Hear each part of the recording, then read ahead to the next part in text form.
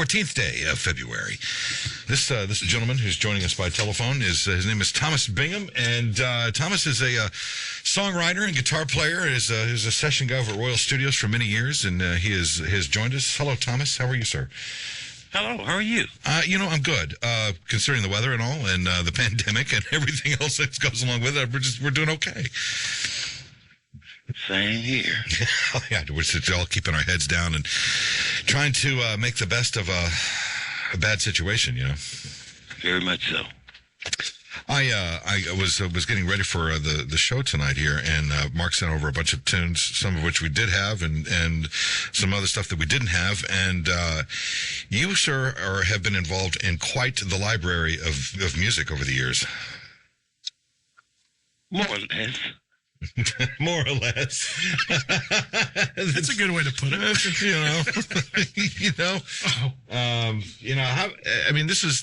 This was your bread and butter for many years, wasn't it? Yes, up to this day. Right now, it's the butter. Looking for more bread as we speak. Oh, I understand. This show business is the one that gets hit the hardest with this kind of craziness that goes on. Tell me, how did you get started in this? So you were just writing songs? Were you playing in a band or anything? And then you just somebody caught your eye and then said, "Hey, can you write some music for us?" No, actually. Out of high school, I went to Louisiana with a band called Featherstone, and we were supposed to be headed from there to California. Yeah.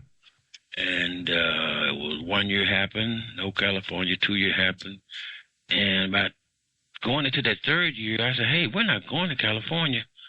So I used to buy a lot of magazines, and I bought, I think, Life magazine back then, and I was looking on the cover. It was this guy, and it was Willie Mitchell. And I noted, I said, well, that studio is right around the corner from my house at home. I said, these guys are not going to California. I'm going back to Memphis, and I'm going to work for him. Right. So I got on the Greyhound bus, and I came back to Memphis. And the very next day that I got back, I went to the studio and knocked on the door, and Willie Mitchell opened the door. I said, Mr. Mitchell, I want a job. And there it was. And I worked there for 23 years. We've had several artists that recorded over there with Willie, and they all tell the same story about how the perfectionism that Willie often demanded out of these artists. Did you have that same experience with him? Willie was very much a perfectionist, and I don't know, he just kind of had an odd way of doing things, but he also had a way of utilizing people together. You know, he know what combination worked. For some songs, he would call in certain keyboardists, certain other guitarists, just different people. You know, he knew how to play people like the new musicians know how to play sequences. I mean, he knew how to utilize people together, you know, as a true producer. Sure. When it came to your product that you were giving him, as far as, you know, the songs, was he content in just letting you kind of have that part of it, or was he interested in maybe changing some of the lyrics that or just the way the song felt? He hardly ever changed any lyrics. He might add on some things, horns, but later on, like I said, as I got more versed in the little computer and sequencer thing at home, pretty much he would take just what I had, the horn parts and everything, and just have them charted out. Right. So often of the times the stuff that you had written down would materialize in the studio, I guess the way you heard it in your head. Would that be fair? Pretty much later on, but like I said, in the beginning, I was a little, I can't say I was angry, but I was shocked, you know, like, because we had an arranger down, a great arranger, Michael Allen, and it's like I would bring the song to Willie, and he would give it to him, and I would hear it after, and it's like, wow. What is that? What is that? This isn't what I wrote. I guess if the check didn't bounce, it was all right with you, though, wasn't it? No problems whatsoever. Well, these are tunes here that are really rather iconic. I mean, and you know the placement with the different artists that took some of this music, like and we'll hear this here a little bit later on. We got a couple of tunes here from Ann Peebles, Otis Clay, I believe Otis Rush as well, Robert Cray, Jay Blackfoot. Little Jimmy King. I mean, you got a chance to really work with some fantastic musicians over the years. Yes, and there were some very, very unique artists, and each and every one of them was a character in themselves. And I was very, very honored to meet all of them. Well, I would imagine so, especially, you know, as time goes on and you see how their music still stands. Actually, as your music still stands, because this is stuff that you're responsible for. Right. So what is your process when you're writing a tune? I mean, what is it? Are you writing from personal experience? I love asking this question. I ask it of everybody that comes through. Or is this something that maybe you've overheard a turn of a phrase or something you've seen? What's the inspiration for you? Well, as a writer, I've learned to pull upon so many different inspirations, and as even walking down the street, I mean, like when I hear somebody even talk or say something, I'm a shameless thief. Oh, yeah.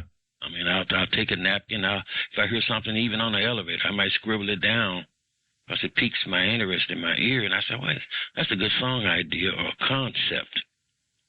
And how often I might prepare it from that. Yeah, where you just take one. Isn't it funny how it works? You take one sentence or one phrase of 3 or 4 words, and all of a sudden there's a whole song and a whole story that comes out of that. Yeah. Yeah. I have a tune queued up, as a matter of fact, from Lanier and Company, Dancing in the Night. Tell me about this song. That song was written by me and a guy that I had to come down to Memphis to work with me, Lawrence Harper, and it was one of the first things that we presented to Willie Mitchell, and it became quite big in France. Really? Yeah. Yeah, I don't know whether it did very well in the United States, but it was a big song in France. Wow. Well, the French do like their Memphis music, that's for sure. Yes, most certainly. And I was just so frustrated back in the day. That was along the time when I was first getting my BMI checks, and they weren't very large, and so I would throw most of them in the trash. Oh, no. Well, this particular time when I got a check from the Lanier and Company thing, I was about to throw it in the trash. I said, well, let me look at it anyway. And it was so much money, I ran off and left my car going to the check cashing. Oh, no. Oh, God. Well, you know, when you sell a lot of records in France, that's what happens. They tend to pay people. Yes, they do.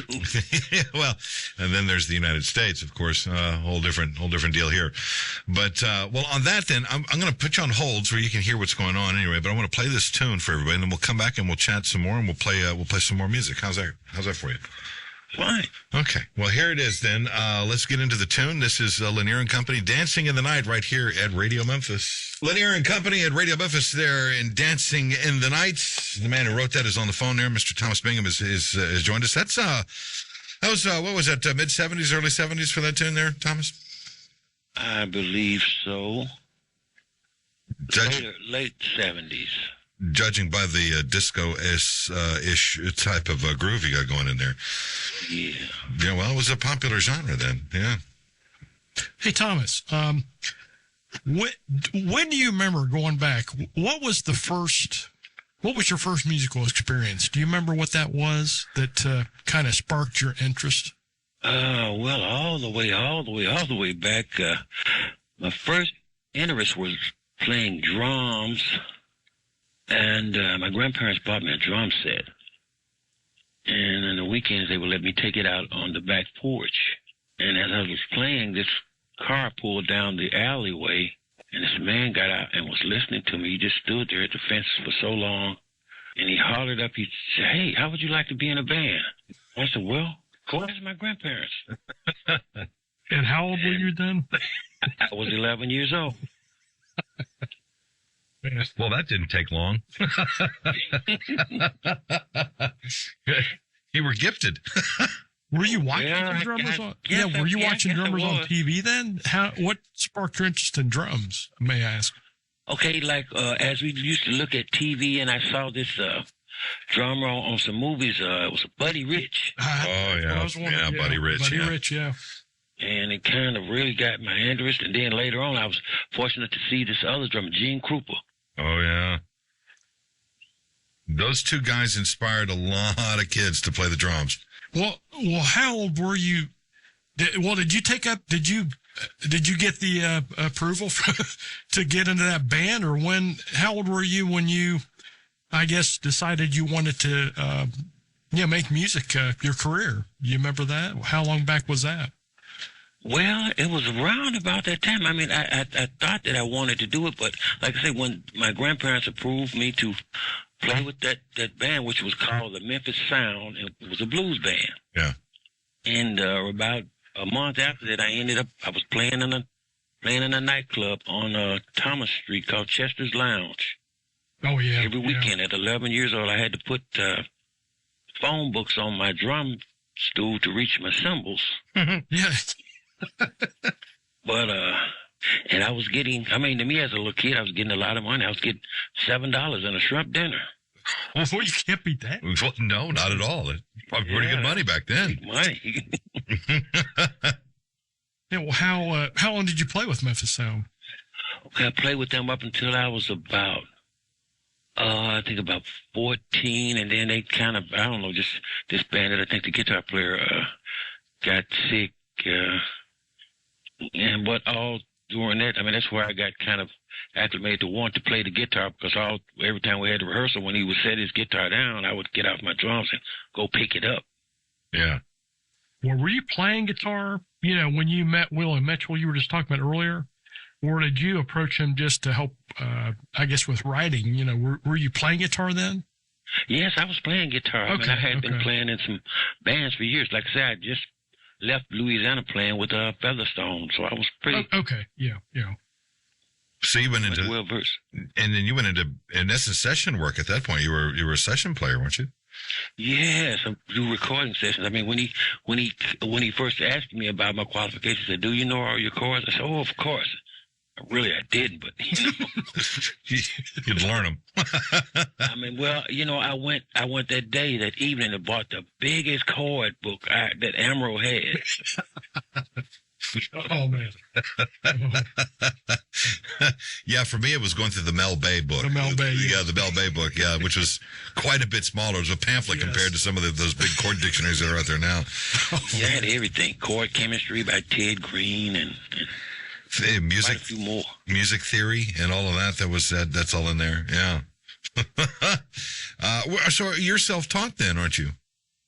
Pretty much. I was fortunate enough to work with some people along the way that were, they taught me a few things, as I worked in the studio alongside people, and I used to watch a lot of bands that used to rehearse in the neighborhood, and I was really impressed by them, and I would learn just from coming and watching. Yeah, well, sometimes that's the best way to learn, is just to be around, immersing yourself into all of this. I have another tune queued up over here, Thomas, from Lynn White. "Everybody is Somebody's Baby." Okay, yeah, I wrote that song Actually, I wrote it as a male version, but at the time, I couldn't get any bites on the male version, so I said, "Hey, I got a female version too."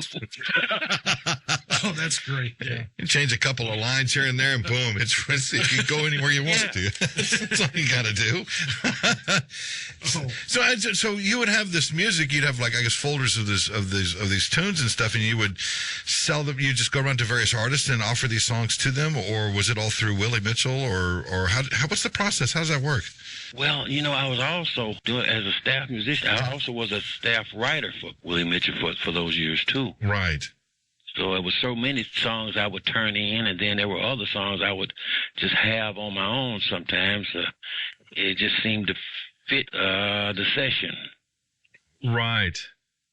Well, that makes sense. So Willie would come down the hall and say, "Hey, listen, I need an extra tune here for this project. Can you whip something up for me?" And you'd pull a tune somewhere and then hand it to him, right? Right. What a great gig. Was this just like you come in same time every morning, finish every evening? Was this like a 9 to 5? Was this just a regular job? You came in every day at Rural Studio? Sometimes it was like that, and then sometimes it was not. He would give me something, and I would work on it at home, pretty much to kind of hone it out, and then I'd wait to get in the studio and put the demo down, when we were using the big machine before I learned Cakewalk back in the day. Yeah, yeah. So you could get in there and lay a quick demo down there so you'd have an idea of what this thing was supposed to sound like. Right. Okay. What a great job. What a fantastic job. Sure is. That is awesome. All right, well, let's play this tune. Everybody is Somebody's Baby. We'll come back and we'll chat some more here with Mr. Thomas Bingham. So hang tight. Here's the tune right here, Radio Memphis. That's Lynn White at Radio Memphis. Everybody is Somebody's. It was written by Thomas Bingham, who's on the line with us.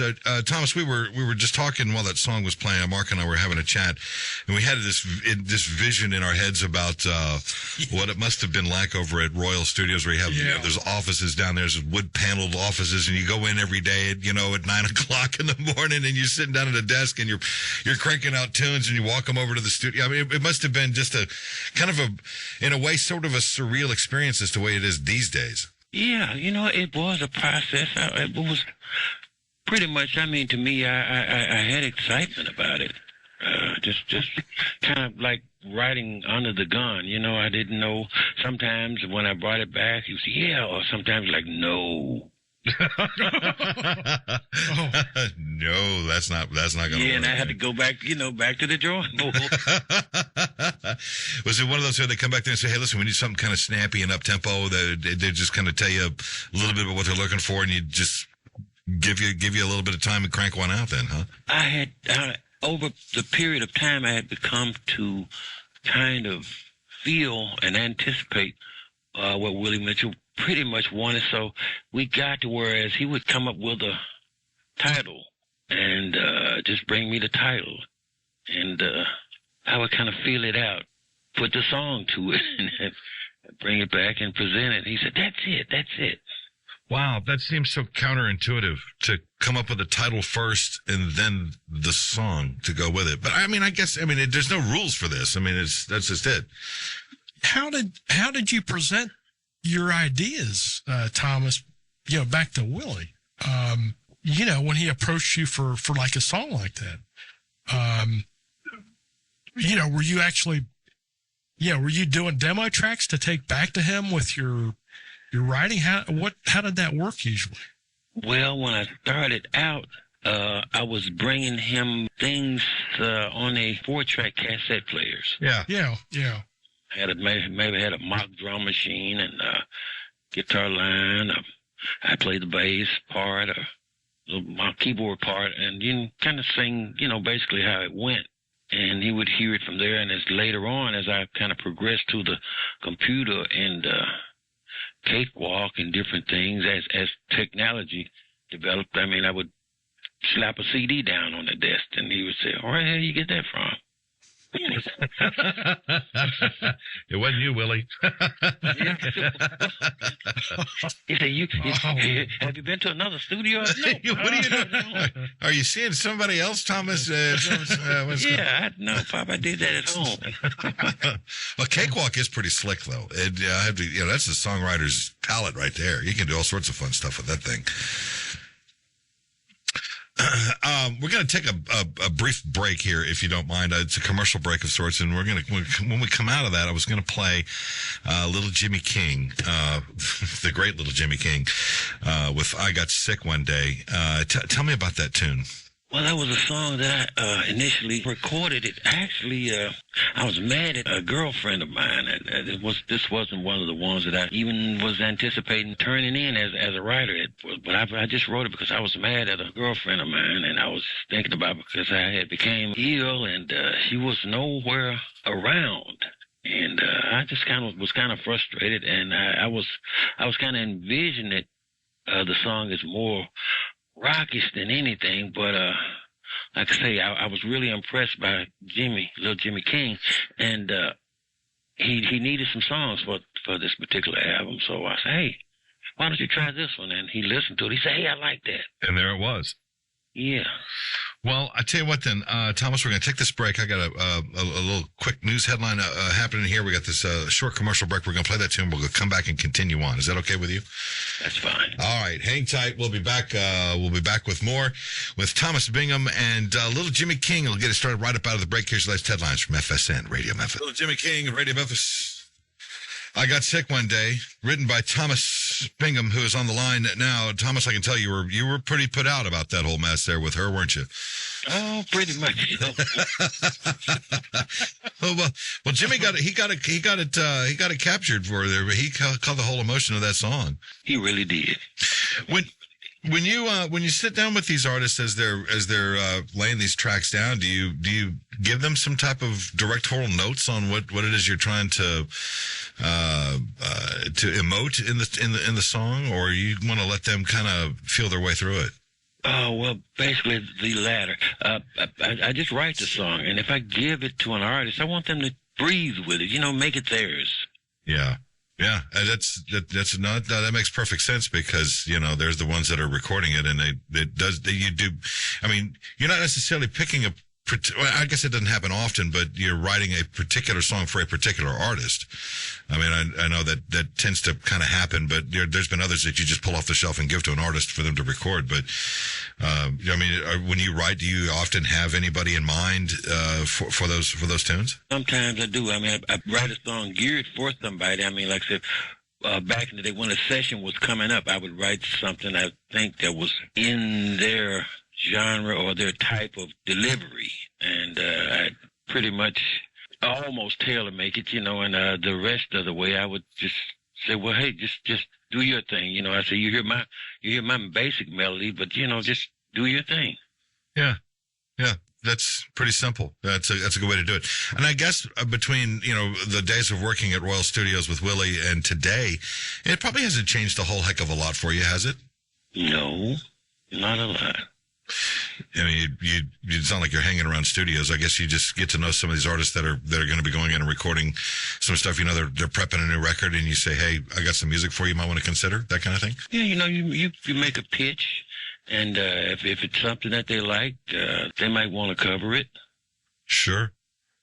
Well, one of these guys that I have queued up here, I want to play. Because I consider you, Thomas, to be like up there with Howard Grimes and those cats that engineered the sound of Memphis. What really was the beginnings of the Memphis thing, what put Memphis on the map, and it's your songwriting that certainly led the way on a lot of this stuff. And one of those cats that was in there was Otis Clay. Dynamic singer, dynamic performer. From before I met him, he was with those gospel groups. He just had such a powerful voice. He could almost sing and knock a piano over. Never heard it put like that, but I like that. That works. The tune that you wrote for him is "Standing in the Rain." Yeah, I wrote that song. I brought it into Pop. They were doing a session on Otis K, doing an album, and I played it. And in the office, Pop was sitting having lunch, and he threw his sandwich down, took the CD, and he went back in the studio. They was working on something. He said, hold everything. Take that off the reel. I want y'all to cut this song right here. This, Otis, listen, this is the song right here. Wow. When you get that kind of an endorsement, you kind of have to go with it. Yeah, that freaked me out. It really freaked me out. What he did, he stopped the whole session. Teeny, stopped everybody, and they just took everything off the charts, and they just listened to that song and cut it that day. Wow. That's impressive. Well, let's hear it then. This is Standing in the Rain from Otis Clay right here at Radio Memphis. Otis Clay at Radio Memphis, Standing in the Rain.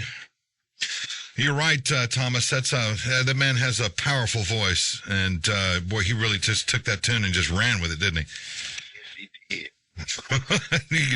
I can imagine him in that little sound booth over there, that isolation booth over there, just making the glass rattle with that voice of his. This is kind of what he did. Yeah, he almost blew mic diaphragms out. Yeah, I've heard that about him. That he'd had to really learn how to stand back off of those things a little bit, but he could really push it. But that sound, is very, very special and very Memphis. I mean, there's no two ways around it. You don't get this sound anywhere else, that's for sure. Hey, Thomas, all the writing you did at Royal, it sounds like it was a lot of it might have been you were given some assignments, but other time, I mean, how often were you called in? Like for a record that might have been in progress, were you called in quite often for to come in and add something to the music, or how did that work out? Well, I mean, sometimes maybe I was just sort of a fix-all guy, because I really, as a staff writer and just musician there, sometimes I do different things. I might uncredited add on a keyboard part or come up with the horn parts to different things, like in some things that we did with Boss Gags. I did some horn arrangements. It would be various things at various times. Like, were you on call? Well, basically with Pop, yeah. Were you? Okay. I wasn't there, and if he needed me, I mean, I had to get there. Okay. Wow. That's interesting. The phone be ringing at 3 or 4 in the morning, get your butt down here. We got a record we're making. Yeah, you better get ready. Well, that's showbiz, though. I mean, this isn't a 9-to-5 town. It never has been. Well, Thomas, let me ask you this: you've been in this business a long time. How long did you get into this before you realized how tough the music industry was? I was, like I said, about the first year. Actually, I mean, when I was really anticipating, because I really didn't have an idea of the concept of BMI, basically thought like, so, okay, I heard my song on the radio. It's going to be a big check, da-da-da-da-da. And I got my first check from BMI. It was about maybe like $1 or so. And I said, wow. So it sounds like you learned pretty early on. This is a tough industry to be in. Yeah, just to have to have more realistic expectations, of it. I did. I got it pretty much quickly, and I would go around to some other writers and producers in the city. I would have a briefcase of songs, and I'd go around selling pieces of songs, to just hustle. I would anywhere from a couple of $100 to $1,000 a piece. What? It was hustling. Well, what got your interest in songwriting? I'm always fascinated by that. What got you interested? Did you realize it's something that kind of came naturally to you, or how did you get into the writing side of it? I always, like as I was playing in bands a lot of times, I became to realize that somebody wrote these songs that we're doing, or somebody wrote the songs that, everybody, like Lionel Richie or whoever, they were writers. So I became really intrigued on writing my own compositions. And I started out in Louisiana, and I would write compositions of my falsetto. My girlfriend of that time, she tickled me. By the time I got back to Memphis, she thought, I don't know, it was some song by Prince that had came on the radio. She said, "Oh, you got the song out." I said, "What? That's not me." I said, "That's some guy named Prince." But that's basically where I got my feeling for writing songs from Louisiana, playing with a band and just doing my own thing. And later on, I studied under the great George Jackson, who taught me a lot about blues composition. Yeah, that's what I asked you. As you've had, did you have a mentor that helped you with writing? Did you, were you writing poems when you were young, or was it kind of combination of everything? I'm always fascinated with that.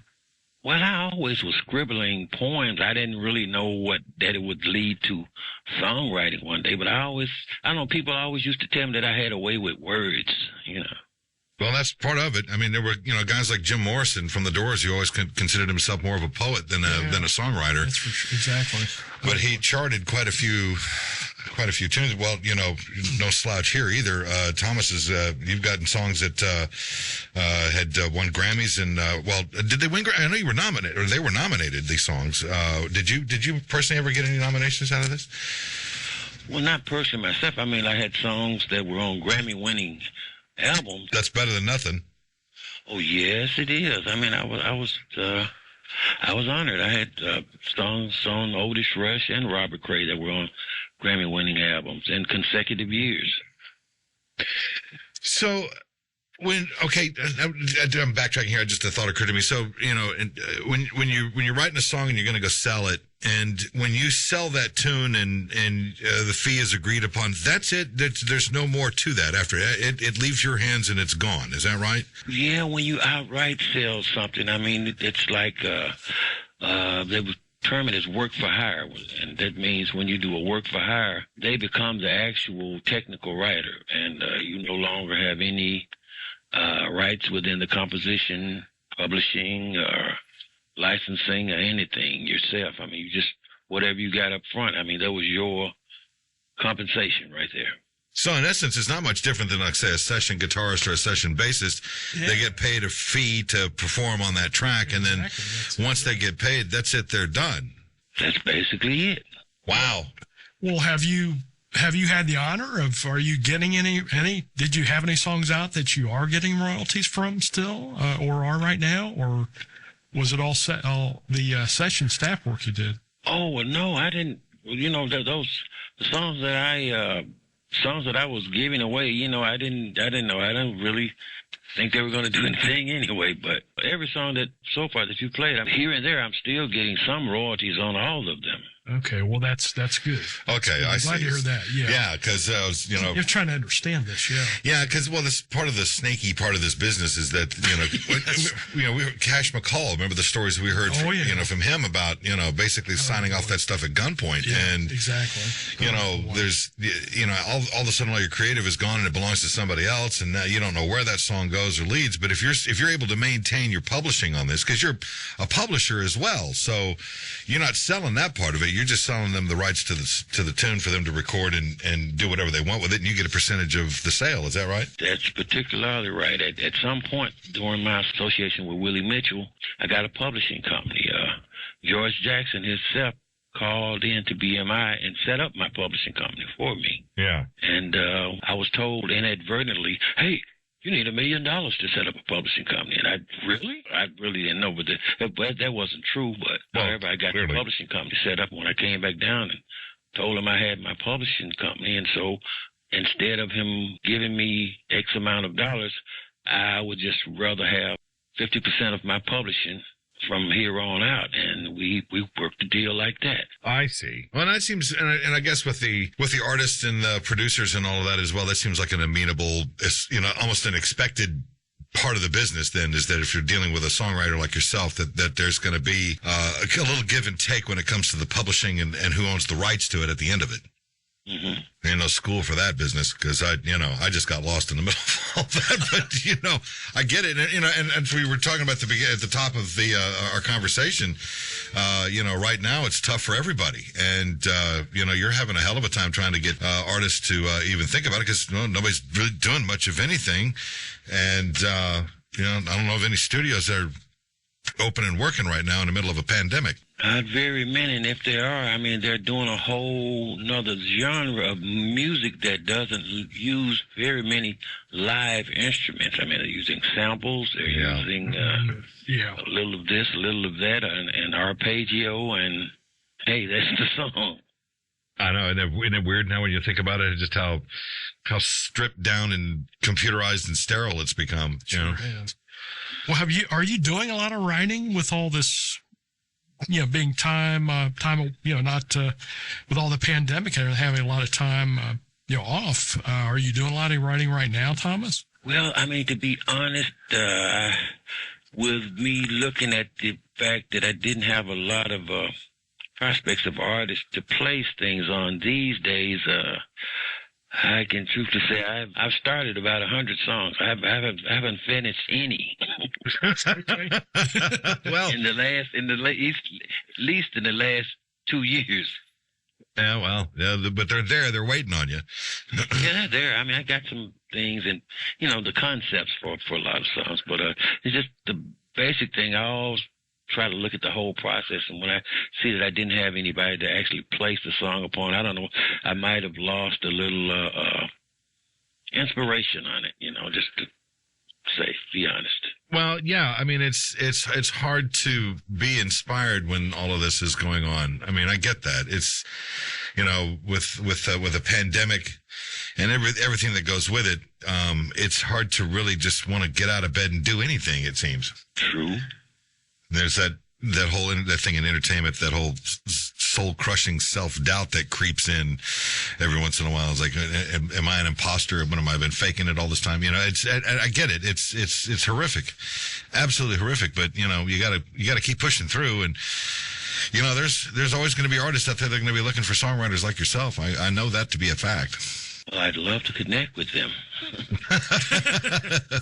Well, there may be some listening right now, and if that's the case, then go find Thomas. He'll hook you up. He'll get you going.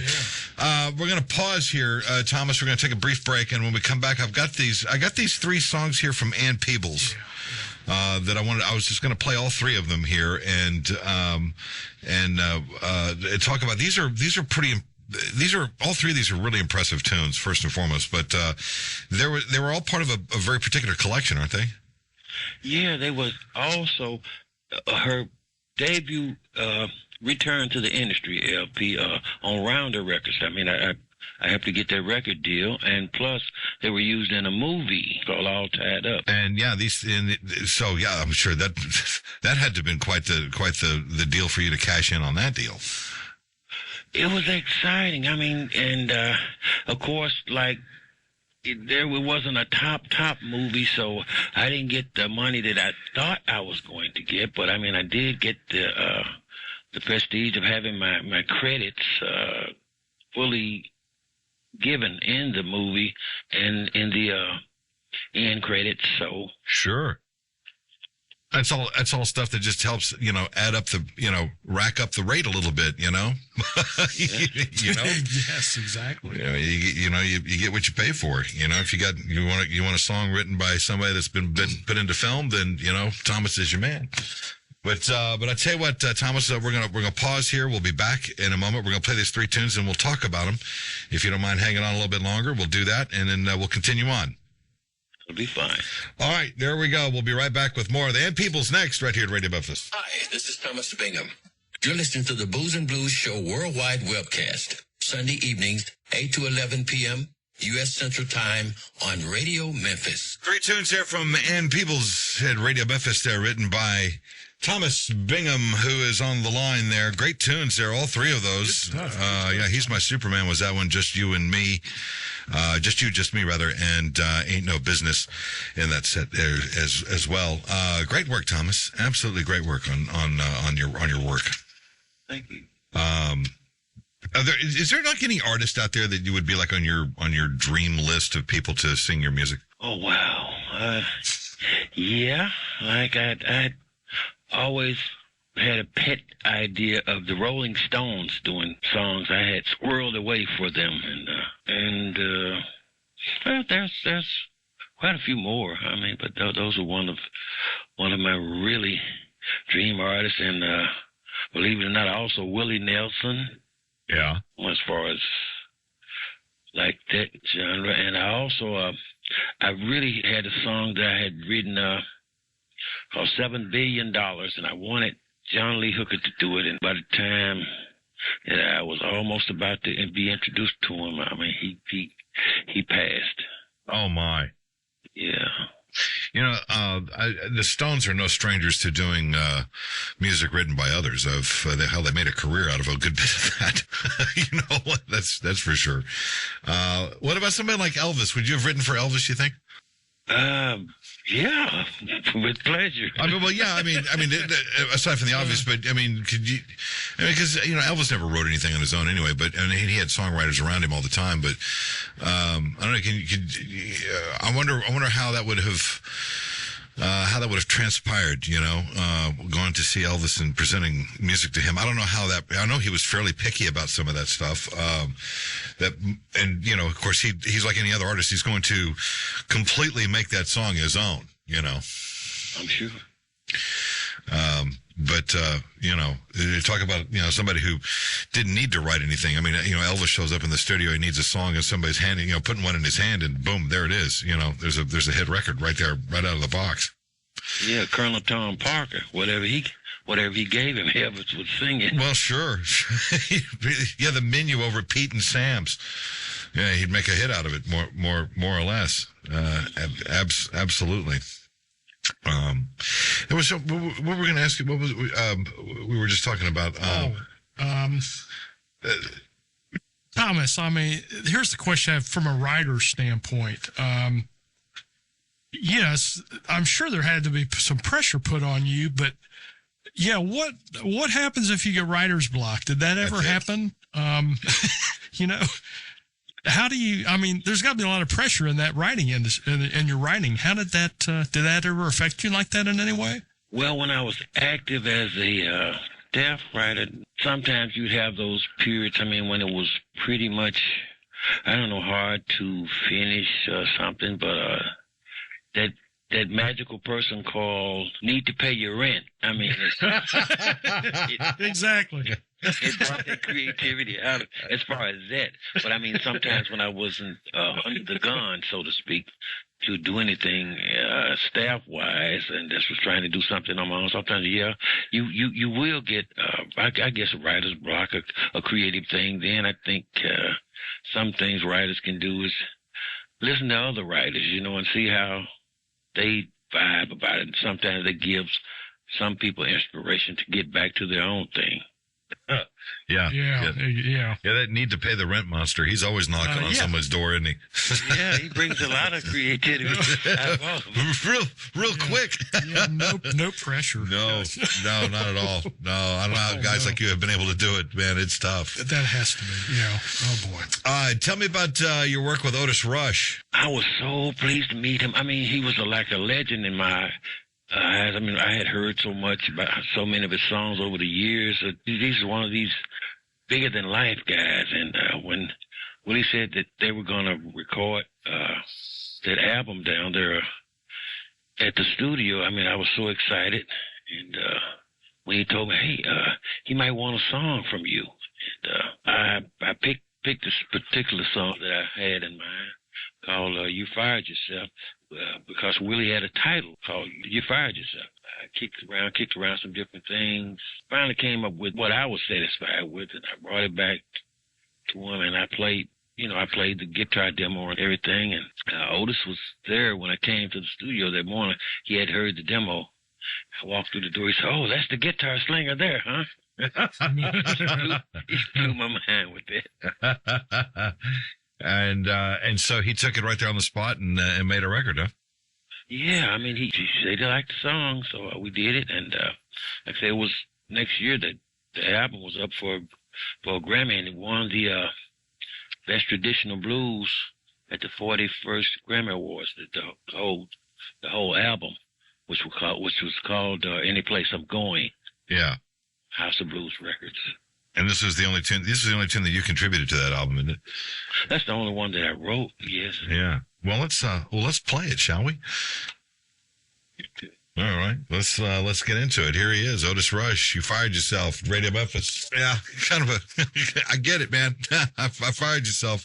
Make a song work from a title is what that was there, written by Thomas Bingham on the phone still for this one last break. We're going to play these other tunes that we have for you after the break, but we're going to cut you loose here in just a little while so you can get on with the rest of your Sunday evening. And we appreciate your time, sir, for this evening here on a Sunday night and telling us some of these stories about your work over the years. Thank you as well. So yeah, you got a bunch of songs that are sitting on a shelf that need to be finished there, Thomas. I think we need to get cracking on this stuff, get that stuff wrapped up, man. Well, one thing about it, right now, I've got time. We've got a lot of time. Yeah. Well, I do think sooner than later, I think there's going to be a bunch of folks that'll be heading back into studios and they'll be making some records. And I think we're going to be flooded with there's a lot of artists out there that want to get back to work, much like yourself. And you're not alone in those thoughts. Sure. Hey, Thomas, I want to ask. I guess we'll all be glad when that day comes. Yes. Yeah. You're not kidding. Yeah, absolutely. Yeah, Thomas, I have a question.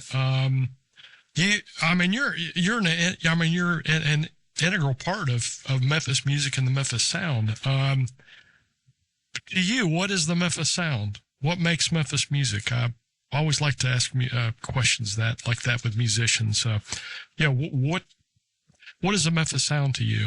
Well, it was so many things, but it kind of revolves around the rhythmic things from the basic rhythm section sound, and then after that, it's the style of the horn sections, which is attributed to like the Stax horn section and the Memphis horns. They were like the staple. I mean, that really put the mark on the whole world of the Memphis sound. As far as that, from that end of it. And then you had also from the other end of Sun Records, that they had a certain other Memphis sound, but it was more or less the country and popish type sound of Memphis. Yeah, I remember we asked that question of Howard, and Howard Grimes said it was the people that really made that was you could write it down all you want to, and you can talk about it and beat each other over the head with it, but by the time you sit down with it, and Thomas, you're right, I think it is the rhythm section that really becomes the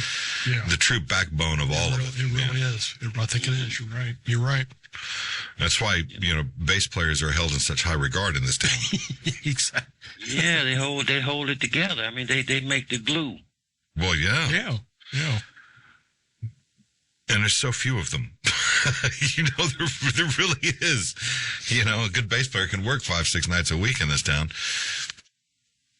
Yeah, well, Thomas, your music, I mean, you're definitely an integral part of the Memphis sound. It's just amazing. You have a lot to be proud of, and it's just truly amazing. And I agree with what you're talking about, the Memphis sound, and you're part of it. Before we go, I do have these other tunes queued up. We'll play a little bit later on, but we've got Jay Blackfoot. Of course, we'll get it started with Robert Cray here in a moment, but I've also got Preston Shannon to wrap that up. The great Preston Shannon, he was something else. But also Robert Cray. I know Robert was he's still sort of a bit of a regular around Royal Studios, I think, from time to time, isn't he?